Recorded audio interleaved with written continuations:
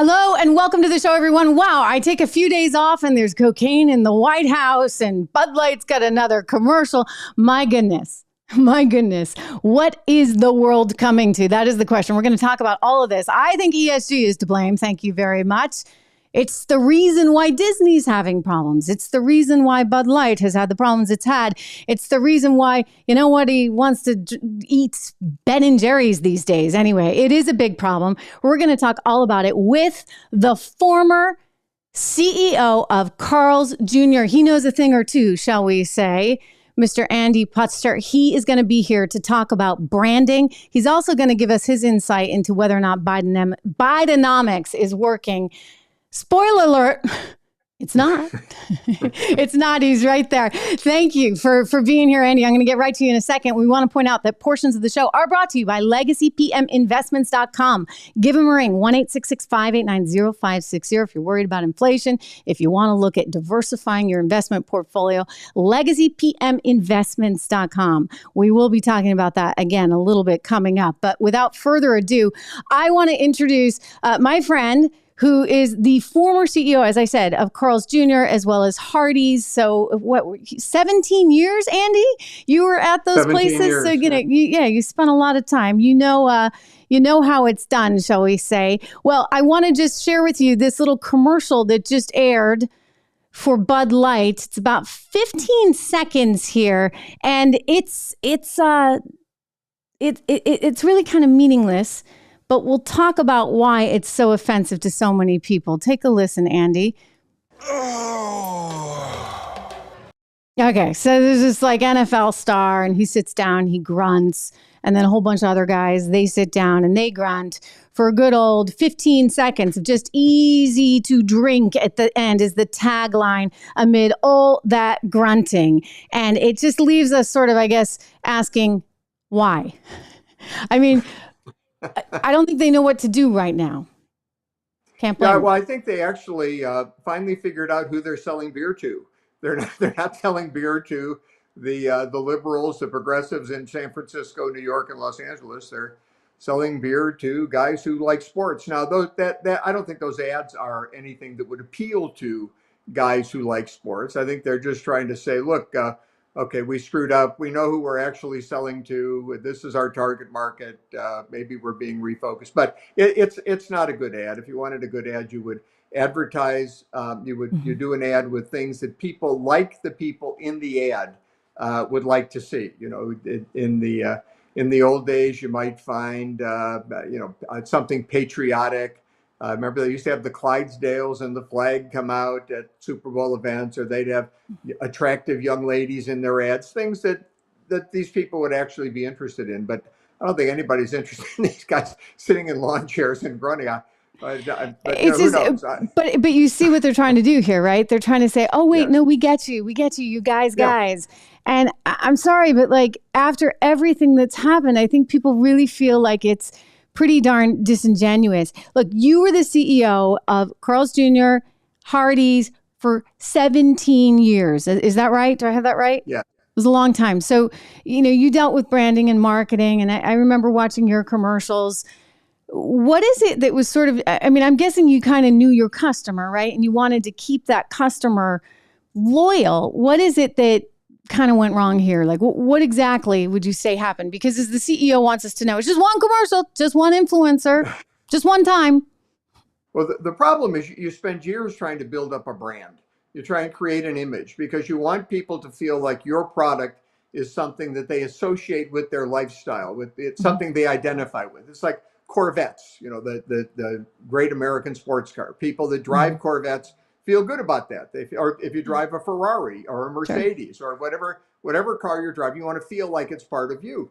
And once you walk away from that, once you cheapen it or you divert attention to something else, you really lose that brand image, and it's very, very hard to get it back. And they're not going to get it back by a bunch of guys grunting and sitting in lawn chairs. They need the CEO of that company needs to say, look, we made a mistake. This is the mistake. We really shouldn't have done this. This isn't who we are as a brand. They need to walk away from it, and they seem very, very reluctant to do that. And until they do it, they're going to be instead of the first most popular beer brand in the United States, they'll continue to be the 15th most popular, or whatever number they're at now. Yeah, I mean that's what's so sort of shocking to me is how quickly you can just ruin it all overnight. And we've been looking at the stock price. I'm just like, wow. I mean, to lose $27 billion like this, it's absolutely incredible. And it's like, you're damned if you do, you're damned if you don't. Because by the way, Dylan Mulvaney, who made the commercial in the first place, I'm sure Dylan Mulvaney did not anticipate this kind of backlash because the thing just went viral. It took off. And now Dylan's like, hey, you guys are really, not protecting me. So now the LGBTQ community is like, we're not drinking Bud Light. We don't want anything to do. And it's spreading, I think, as we look at these new numbers that are coming in, the sales are just declining overall from one company to another. So do you think Budweiser or AB InBev, which by the way, is not the American company everybody thinks of it. I think that's like kind of a misnomer now. They were sold back in, I think 2008, was it, Andy? To the Brazilian beer company. And there was like a overseas European beer company and the Brazilian one that merged. And they took the name Bud because it was a great brand with the Clydesdales and very American beer. And they squandered that, if you ask me, because $27 billion lost like that is a big deal. I'm angry if I'm a shareholder. Well, they were in St. Louis. They were in St. Louis for many, many years. And I think they were in touch with Middle America. They were in touch with the people who were buying their products. Now, even if you got the entire LGBTQ community to start buying beer, I don't think it would have come anywhere near the sales numbers that they had previously when they appealed to a broader audience. So when they moved, they actually moved the headquarters to New York, which is kind of a bubble. If you're in New York, you're in this bubble. It's the same thing in Washington, D.C., same thing in San Francisco. You're in this kind of leftist bubble. And I think they honestly believed, the woman who came up with this ad thought this would be appealing generally to Americans, that the world has changed. It was now consistent with her values. And this would be something that everybody accepted because she was grossly out of touch with the people who are buying their product. And when you get out of touch with the people that are buying your product, you can make mistakes like this. Look at Disney. I mean, you've got a brand that survived by appealing to families. You want this is a place you could bring your kids, right? Yeah. And then they come out with all of this leftist baloney that really alienated American families, particularly from the heart of America, from the Midwest, the Southeast, the South. They alienated these individuals, and now they're not going to Disney, and they're wondering why. They're wondering why. It's true, and you wonder. I mean, you just tweeted this. Did you not? I mean, you just had a tweet on this today, and you've written on this. It's like they just don't understand who their audience is anymore. I thought with Bob Iger coming back into the seat, and I know Bob is liberal, but he's less liberal than the other Bob. And I know Iger. I've interviewed him many times over the years, and he's a realist. So I thought, all right, maybe this is what the company needs. But it's like, I don't know. Like, did that ship sail? I mean, I'm not saying Disney's going away, but they got some work to do. And it's very hard. Wouldn't you agree, to appease everyone right now? And I do think there's kind of a bullying that's coming from the left, and this LGBTQ thing is just huge. And it's like, you're either with us or against us. I think a lot of Americans are like, live and let live, right? You do your thing, I'll do mine. Just don't force feed it to me. Don't make me drink it with Bud Light. Yeah. And don't inflict it on my kids. And I don't know if Disney can manage that. I thought this Bob might be better than the other, but what do you think?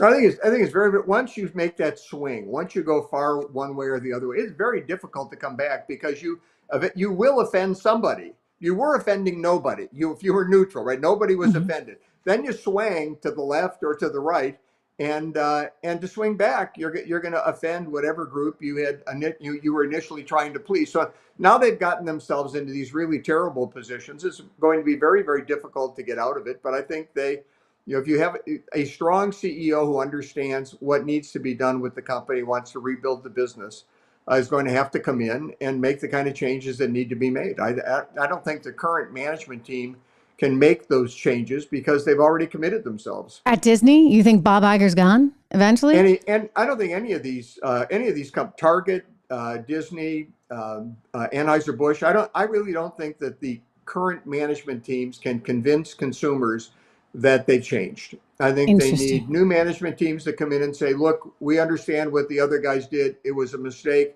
We're neutral. We're just trying to appeal to our customers. We just want to make a profit. We're not trying to change the world along with some, leftist progressive agenda. We're actually just trying to keep our parks open or sell our beer. And when they do that, I think they'll start to see some change, but not until that happens. And I think that that's actually going to be pretty critical and pretty crucial. I just want to go out to the viewers for a quick moment, and then we can resume this idea of management change, because people are very polite on Wall Street. Nobody wants to talk about this. The analyst community, we can get into that because it took them like 3-4 weeks to even publish a report saying, hey, maybe this is a hold. Not a sell, just a hold. If you listen to Wall Street, you'll lose money. My gosh. Anyway, all the viewers are big fans of Carl's Jr. and big fans of you.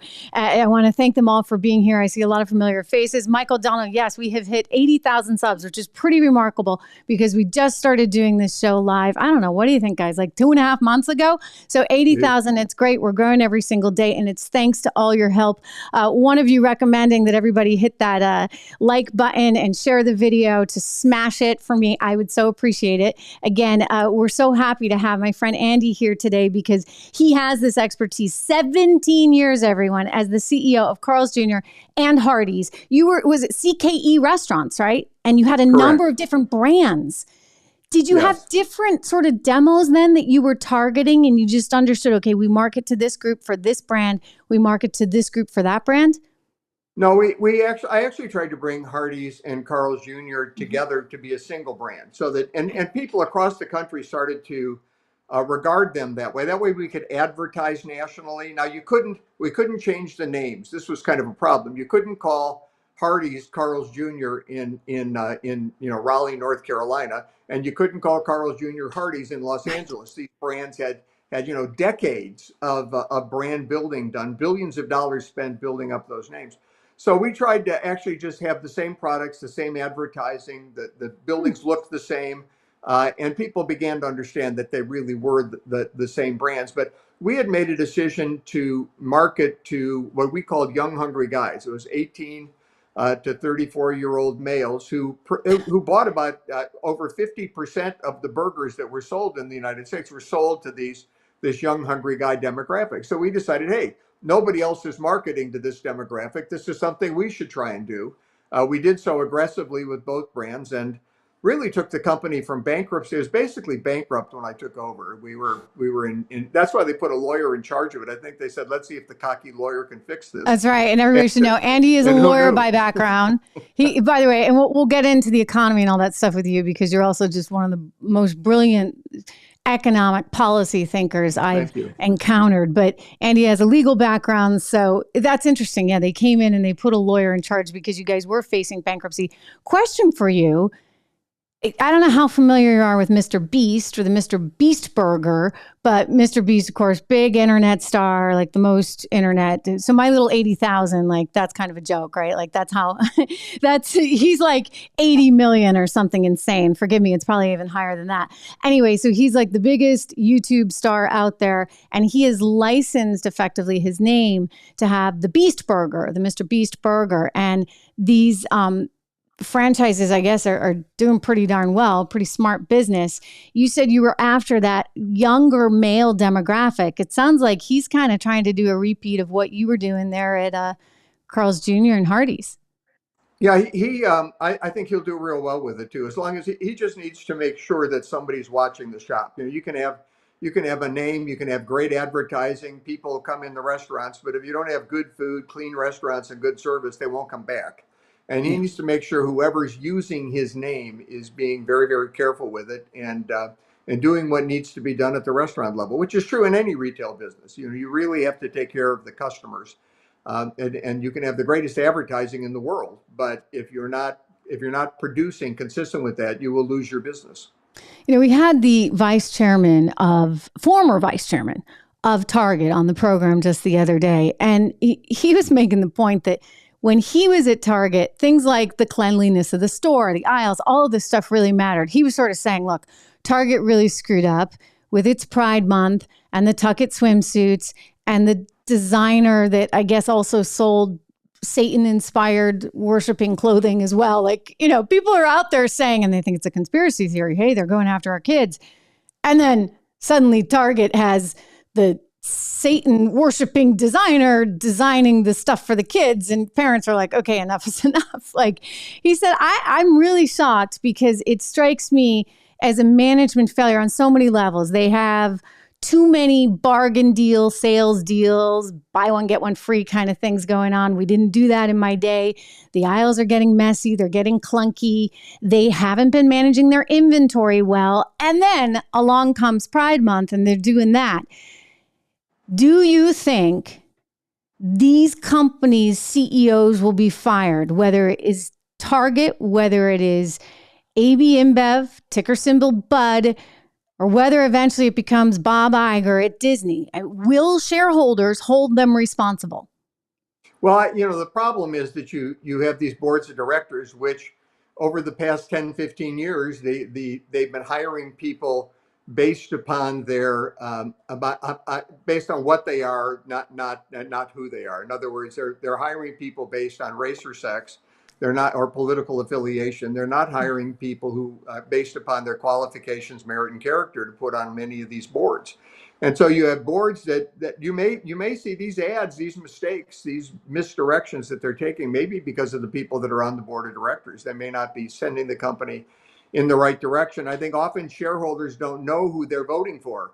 They often vote along with management's recommendation. But I think people need to be more careful. I think these boards need to understand they have a fiduciary duty to their shareholders, not to advance a political agenda, but to generate returns for those investors, to see the share prices go up.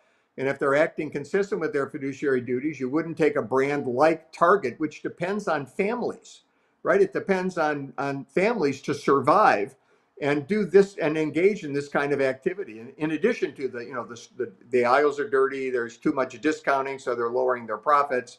They're not hiring the right people. They're not being careful in their hiring as far as the qualifications of people they bring in or their training.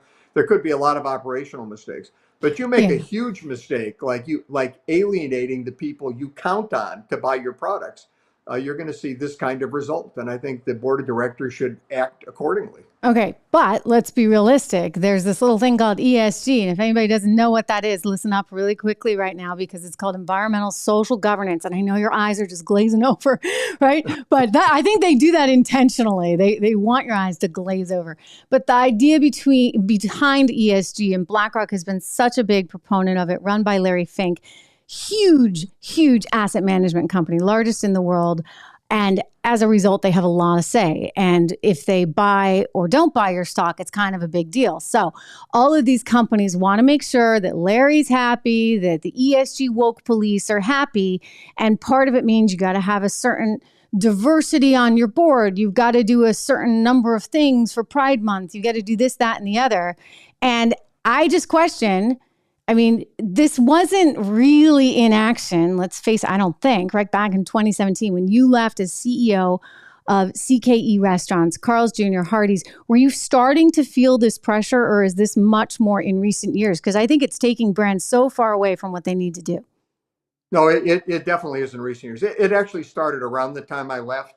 I wasn't even familiar with it until a couple years later. I started actively going out and speaking against ESG back in 2020 with a couple other guys. There was Steve Sukup and Vivek Ramaswamy. We were kind of the three guys out there saying Vivek. This is terrible. Vivek, who, by the way, also just on the program recently, fantastic, and he's doing great in the polls. He's a good friend and a wonderful guy. I think he's got a great future politically. I don't think this is his year, but I think he's getting his name out there. But in any event, you were right. When I'd mention ESG, if I were talking about socialism and capitalism, I speak to college audiences regularly, and I'd bring up ESG, and you're right, everybody's eyes glaze over. You couldn't fill the men's room with people who wanted to hear about ESG. But about a year ago, in August of last year, in August of 2022, the room started to fill up when we would. As a matter of fact, we were at Vivek and I were at an ALEC meeting in Atlanta, and we had been on it. Steve Moore and Vivek and I were on a panel talking about the economy. And then afterwards, there was a separate panel talking about ESG that neither of us were on, but we wanted to go. So we knew everybody on the panel. We Yeah. wanted to go see it. And we ended up having to stand to on the side and listen because the room was full of state legislators. These are not, this is an ALEC meeting. They're a state legislative body. And they had to put cameras outside, televisions outside, so people could see this panel on ESG. And since then, you've really seen a reaction. People are starting to understand that ESG is it's really, like you said, it's a ruse. Environmental, social, and governance. Just how innocent does that sound? But it's a ruse to hide from you the fact that this is a means by which these large corporate executives like Larry Fink attempt to use the American private sector as a means to implement a progressive agenda and go around as a shortcut around the ballot box because they can use their voting power because they have such tremendous voting power with all of the money that they manage for various pension funds and wealth funds and so colleges what does it wind up universities. doing to those individual shareholders? You have only to look at what happened. I mean, Target, by the way, some of these companies, we're here live in real time and the market's doing well today. So they're seeing a little teeny bit of a recovery, but I'm sorry, like they're way off where they were. It's still somewhere around a $27 billion loss at Bud, AB InBev. And I'm just like, at some point, somebody has to hold them accountable. I realize Larry Fink and BlackRock have a ton of power, but at some point, states have to say, wait a second, I don't think I want you running my pension fund for my firefighters or my teachers, because guess what? They need to have something to retire on. And if you guys keep losing money because you're going to keep losing sales because America's not with you on this, don't the chickens come home to roost at some point for the likes of these ESG giants? Well, yes, it is. Number one, a good rule to remember, and I think everybody on the program will understand this, and I know every CEO knows it. Companies that focus on profits will be more profitable than companies that don't. Yeah. I mean, it's as simple a rule as you possibly could come up with. It's hard enough to make a profit when you focus on it, let alone when you're focused on trying to change the world pursuant to some progressive leftist agenda on the climate and on DEI and all this other baloney, number one. Number two, a number of states, I've been working with the Heritage, I'm a senior fellow at the Heritage Foundation. Heritage Foundation and ALEC have been working, the American Legislative Exchange Council. We've been working together. We came up with model legislation this year for states to pass, saying that investment managers who invest on funds on behalf of these states could not invest pursuant to ideological objectives, pursuant to ESG objectives. And 20% of the states in this country, 10 states, passed that bill this past year, or a version of that bill. And we expect to get much higher. Those states have about $500 billion invested with these large management firms. And that is having an impact. I don't know, it may have been while you were on vacation, but like last week or so, Larry Fink came out and said, I don't even want to talk about ESG anymore. I don't want anything to do with it. He said that the right is wrong because people on the right are wrong because we should do good stuff. People on the left are wrong because they don't understand this isn't my money. I can't do this. This isn't our money. Now, this is the guy who was the poster CEO for ESG. I mean, he wanted to change the climate. He wanted everybody to hire based on race and sex, nobody looking to qualifications, merit, or character. He was the lead guy on this, and he's now backed off. The CEO of Vanguard has also backed off and acknowledged that ESG wouldn't produce superior returns. So we're starting to see a backlash. It's a little different. There's really kind of two issues. One is this woke capitalism thing, which is Disney, Target, Anheuser-Busch. The other side of that is where the people that own the shares in your company are coming down on management, trying to get them to pursue these goals. So you're really seeing pressure for consumers on the woke capitalism side, and pressure from states and political pressure from Republicans on these large financial firms who are using their investment power to achieve non-financial goals. Yeah. So we're starting to see a little bit of a turn. We haven't won this war. We are a long way from winning this. We've been fighting it ever since. What year did Das Kapital come out, when Karl Marx started all of this collectivist socialist insanity? And we'll continue to fight it, but we are making grounds on ESG.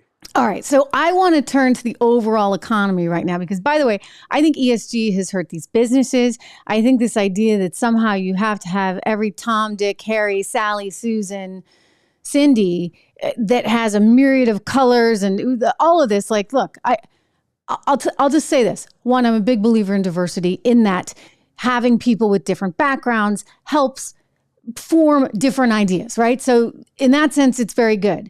But then you can't have somebody in a job just because of the color of their skin. Like, they still have to perform. It's what the Supreme Court, by the way, just decided recently with why you can't have affirmative action. It's just not fair. And I think of America as the kind of place where you should be able to get ahead no matter the color of your skin. And that means we're not going to penalize someone because they're Asian or they're white or they're this, that, or the other.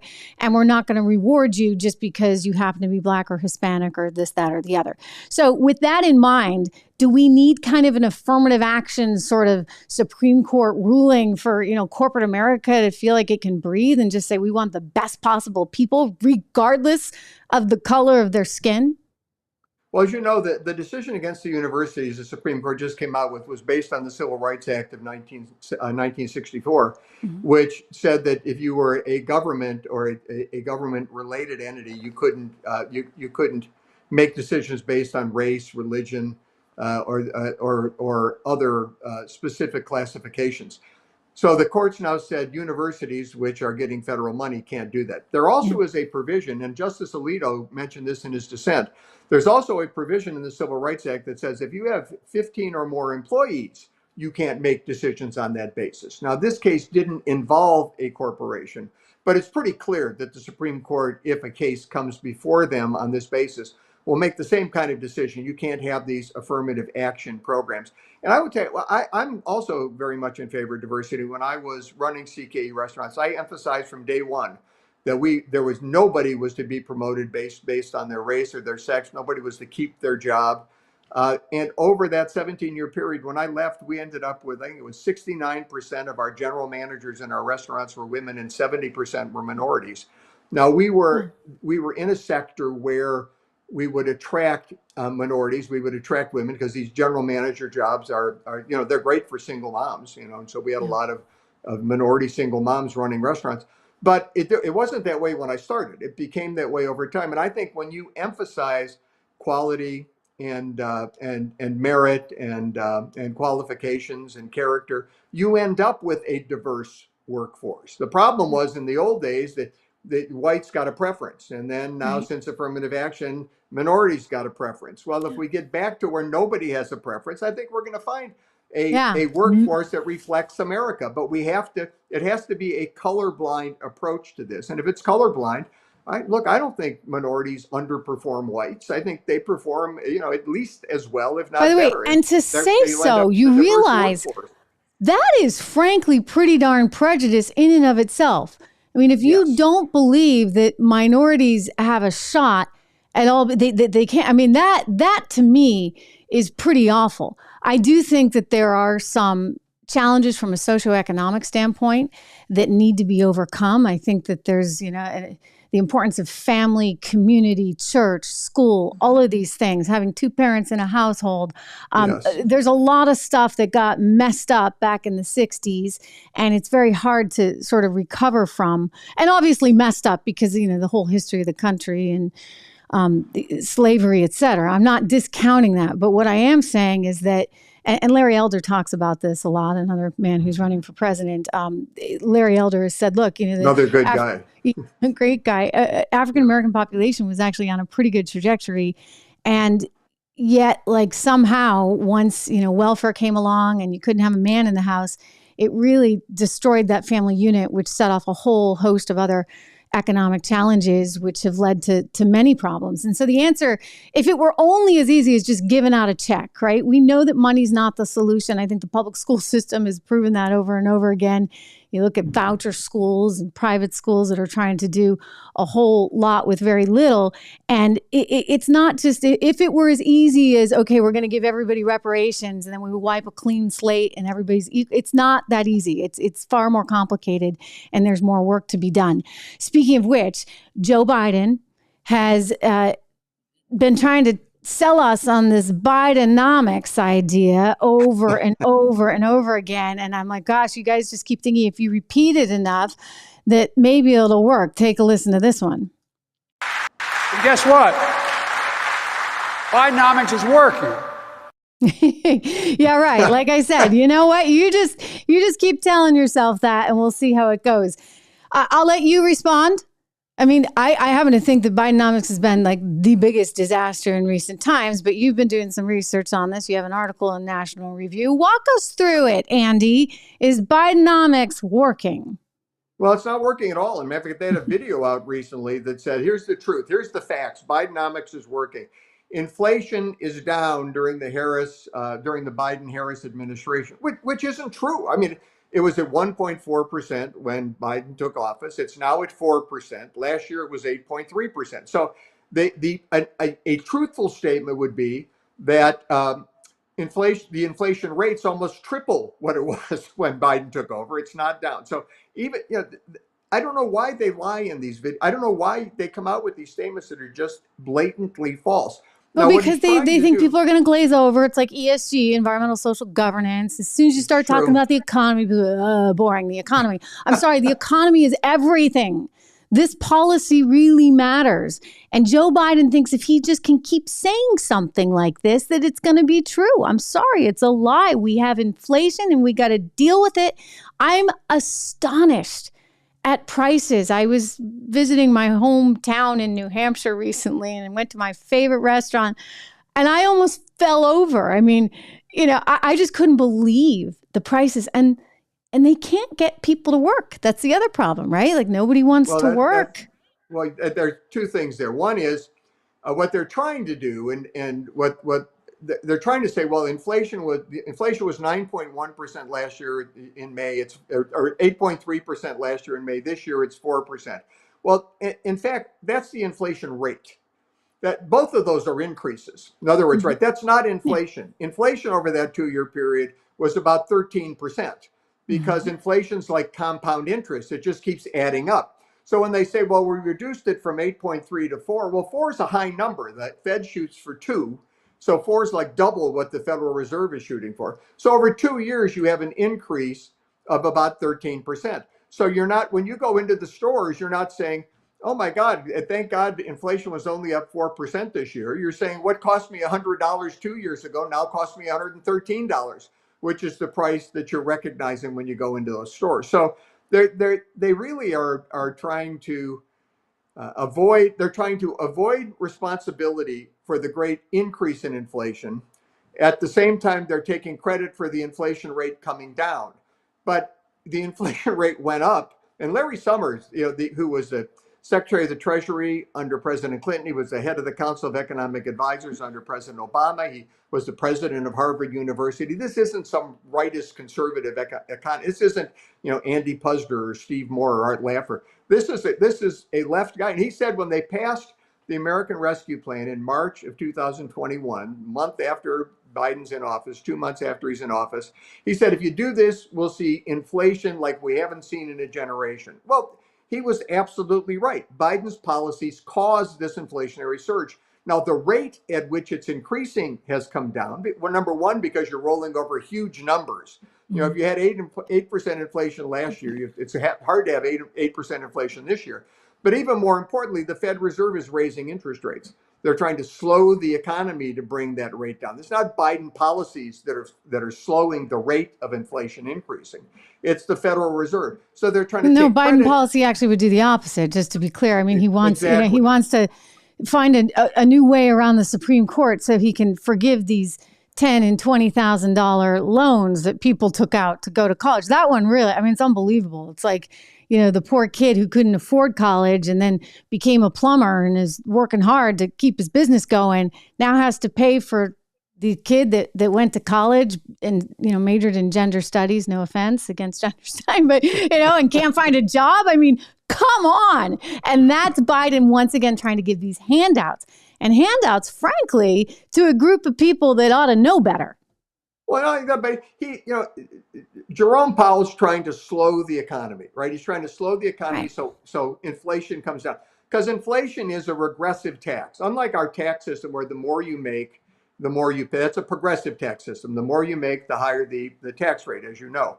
With inflation is a regressive tax. It hurts you more the poorer you are. The less you have, this tax hurts more. So Jerome Powell's trying to bring the inflation rate down by slowing the economy. What is Biden out there talking about? All he talks about is how his policies are growing the economy, which is in effect an admission by him that to the extent that what he's saying is true, and I'd even argue with that, but he's really arguing that his policies are designed to increase inflation and fighting Jerome Powell, who's trying to bring inflation down. So and by the way, you mentioned wages. They in the same video, they say under Biden and Harris, wages are up.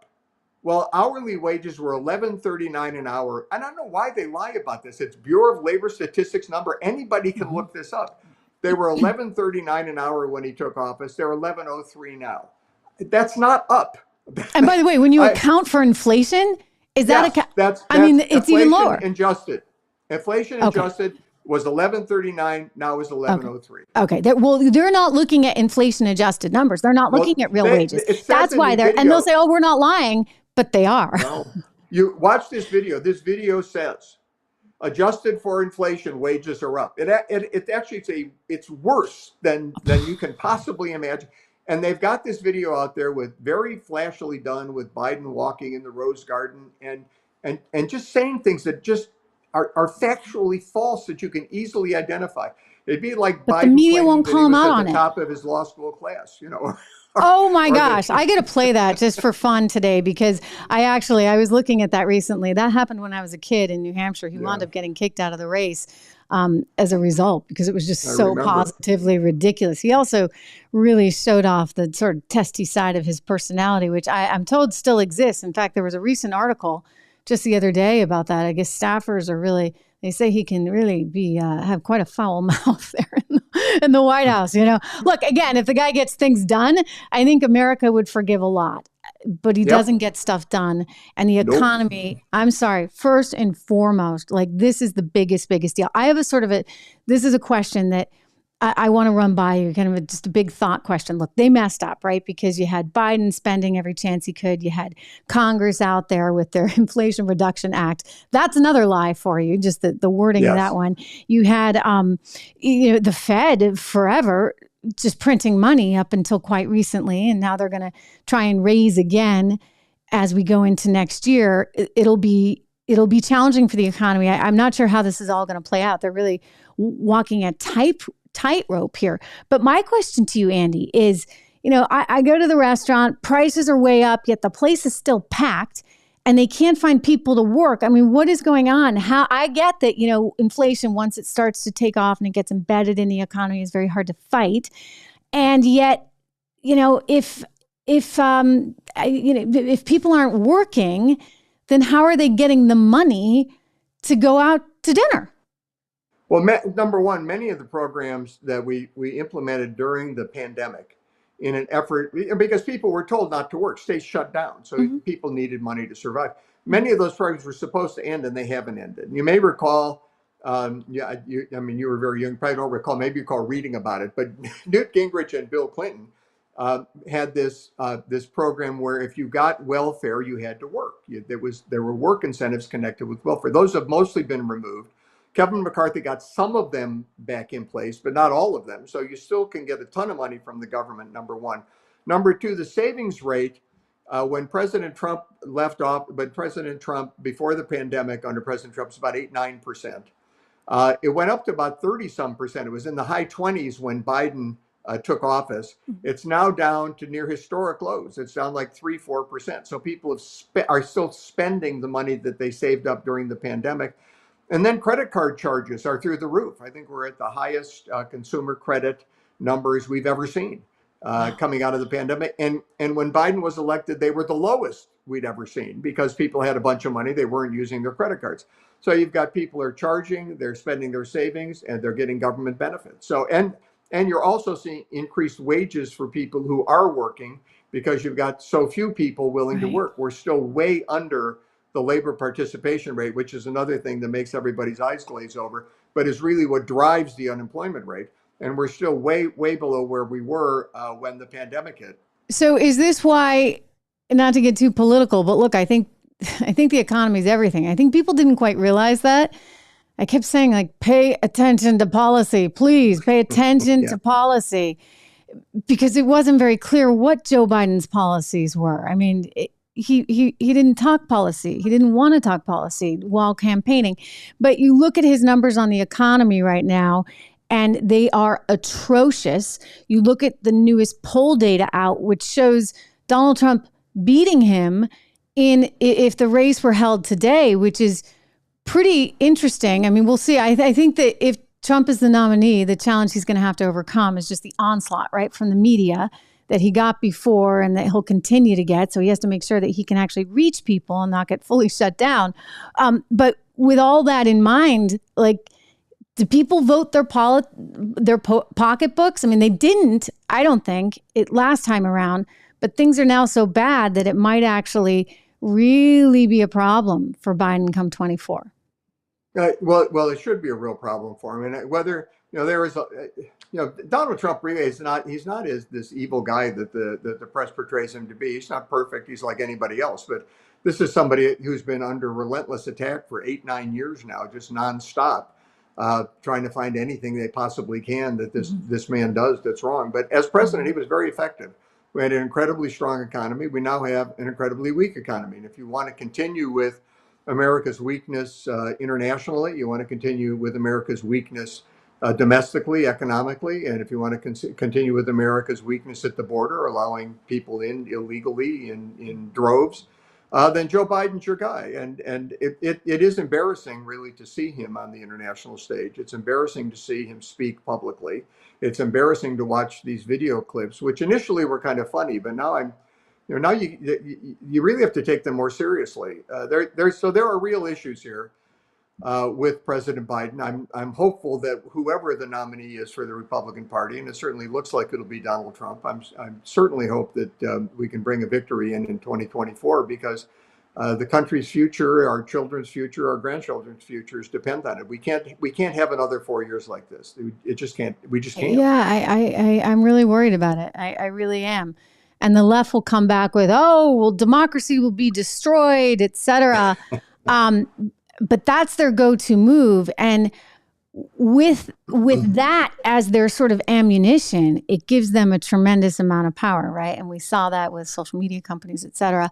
Look, I mean, it's going to be a very interesting year and a half ahead. And we look forward to talking to you some more about it. Andy Puster, it's so good to see you, my friend. And I want to encourage everybody to check out, you get an article on National Review that gets into all of this and the inflation numbers and CPI and PPI and all this stuff that I'm telling you, it is so critical that people pay attention to this, because if we don't, they will steal our future. I really feel that it's being stolen right from under. This inflation is a big deal.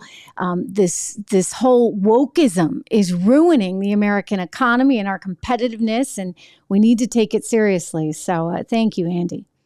Thanks, Trish. It was a pleasure to be here. Great show. So good. And everybody loves Carl's Jr. and Hardee's. They love you. They thank you for being here. I'm going to chat with some of the viewers for a little bit. My thanks again to Andy Puster, my friend. Thanks, anyway, Trish. we got a lot going on here today, as I said. I mean, I'm like, I go on vacation and there's cocaine in the White House.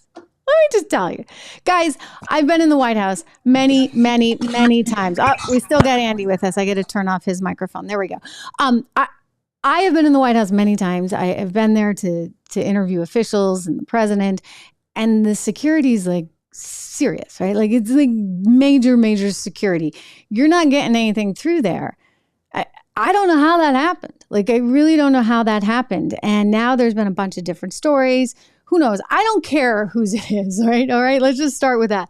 I want to know what kind of security they got going on where this stuff can actually get in there. So that's, of course, been a big, wild story. We're continuing to hear some pretty seedy things about what may or may not have gone down with the Biden family and, the pay-to-play scandal, which is a big deal. It's a big deal. And yet the left wants to totally bury this. And they're like, how dare you pick on Biden's son? Well, I'm sorry. Like, the guy's out there at the India state dinner the very next night after having a plea deal where he kind of gets off the hook for just, some minor tax evasion. It is a big deal. He shouldn't be showing up at the state dinner, for goodness sakes, the very next night if you don't want us to talk about it. I mean, look, the American people deserve better than that. And then the latest, if you've seen, is Chuck Todd and others, is the MSNBC guy with the weird little beard. Anyway, he's like, don't go after Biden for not acknowledging the 7th grandchild. And people are like, it's not fair. There was a woman on The View that's saying it's not right. That somehow it's the woman and the grandchild's fault because they're trying to force their way into the Biden family. I'm sorry, the kid is a Biden. There's a DNA test. That feels really, really wrong. I mean, that's just another character issue that I think is coming up. In terms of Hunter, we can all write him off, right? We know that his character is most definitely flawed. But in terms of the father, as president of the United States, you know what? Man up. Man up. It's your grandchild. Don't try and pretend otherwise. That's my 2 cents on it. And gosh darn it, when it comes to women, this gets me because I don't know why women aren't doing more to defend other women. It becomes so political. On The View, somehow now, it's the woman, the mother of the child that was born out of wedlock to Hunter Biden. Somehow the mother is at fault for trying to secure a future for her own daughter. I mean, this is terrible. This is just terrible. Character's really, really lacking because it's all come down to whether you're left or right. And the truth is, we're all human beings and we all ought to be looking out for each other. And Joe Biden, there is no excuse for not acknowledging your grandchild. We've been talking a lot about inflation, of course, on today's program. We've been listening to Andy Puzder, who is the former CEO of Carl's Jr. and Hardee's. And I just wanted to give a quick shout out for our friends over at Legacy Precious Metals. This is one of the sponsors of this show. LegacyPMInvestments.com. Charles Thorngren was just on the program, the CEO, the other day, and talking about sort of the long-term systemic challenges that we face because they just keep spending money and there's no will to change that. And that affects all of us from an inflationary standpoint. And he said something really interesting, that even if the Fed raises rates, it doesn't necessarily mean that we're going to get any of this under control. One, you've got that $32 trillion in debt and still counting. And you also have a situation where so many banks they have treasuries. They have to, right? Like, you have to invest in treasuries if you're a bank in your portfolio. And because rates were so long at record lows, now that they've been resetting to higher levels, when the Fed ups rates, they're going to reset again. These banks are left with all that stuff and they have to mark to market. So his concern is just additional financial systemic style problems. And so those are real things to be thinking about. But anyway, we want to thank our friends over there. If you're interested in investing in gold, go over to LegacyPMInvestments.com or call them 1-866-589-0560. You're welcome to use my name. They are very good friends of mine and wonderful sales team. They're not too pushy. So they can kind of guide you through some of the intricacies of investing in gold. But again, we started the show looking at this. This is the Grunt commercial. This is the new Grunt commercial that is being featured by Bud Light. And there's a famous NFL player in this thing. And somehow the thinking is that this is going to relate to men. They just sit around and grunt and they drink a Bud Light. And that's going to fix everything. Look, there's no fixing it. I think Andy was right. The only way this company really survives is to just clean house, completely change management, and call it a day. I think you're going to have to rebrand that beer. I don't know if Bud Light can really go by Bud Light anymore. And I think the rest of the brands are going to suffer as well. As you know, Modelo has climbed to the #1 spot. Bud Light, last I checked, it was like 15. So that's a big hit. Just saying, that's a big hit. And I don't think anybody's going to get over this quite so easily. Michael Donald talking about, 10% to the big guy. Those are questions that still need to be answered. And Leslie is not a fan of the grunt. One of you, Sam, is saying it's kind of like an X-Lax commercial. Oh my goodness gracious. Anyway, so great to have you all here. If you have not, please do me the favor of subscribing. Subscribe to this channel. If you're watching on YouTube or if you're watching on Facebook, we're here. I'm back from vacation. So we're going to be doing the show live again, of course. And I love having you here. So subscribe so you get the notification. If you want to be really extra clever, you can go over to trishreganshow.com, trishreganshow.com. See, I will put it right here. Here we go. In the show notes, the link. Well, I'll put it in the show notes, but I'm actually, as we speak, putting it into